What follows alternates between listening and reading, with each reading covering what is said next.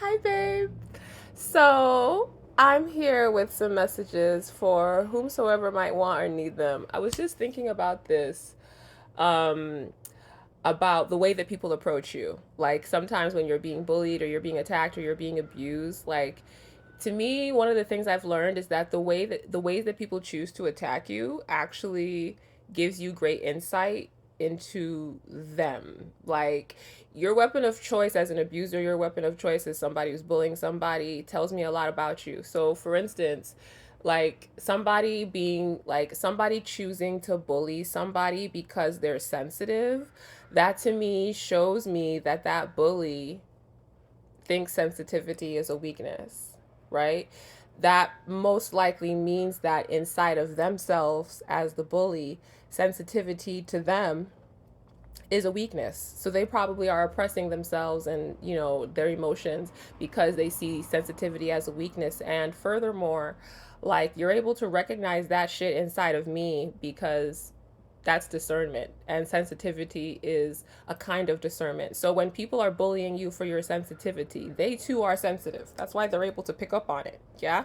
But that maybe their own sensitivity, they've turned it into a weapon against you. And so to me, it's like, I can just flip it on somebody, or I can remove myself from the scenario, because the thing is, if you bully me for my sensitivity, I'm going to bully you for your sensitivity. If you try to shame me, that lets me know that you probably are terrified yourself of being ashamed, because from your perspective, the worst thing you could do to somebody is shame them or embarrass them publicly. So if you try to do that to somebody, probably you yourself are terrified of that. That's why I like to bully bullies. I mean, most of the time I just remove myself.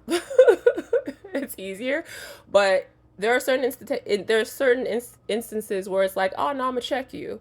You trying to stress me, I'm gonna stress you. You trying to traumatize me? Oh no, bitch, I'm gonna fucking traumatize your ass. Do you know what I mean? Because, like, you've already revealed to me what your own weaknesses are. Like, you've already shown me what your weaknesses are. That's why people who ostracize you, they try to, like, they talk about you and they spread false narratives about you because they want, oh, 222 on the timer, because they want people to think poorly of you.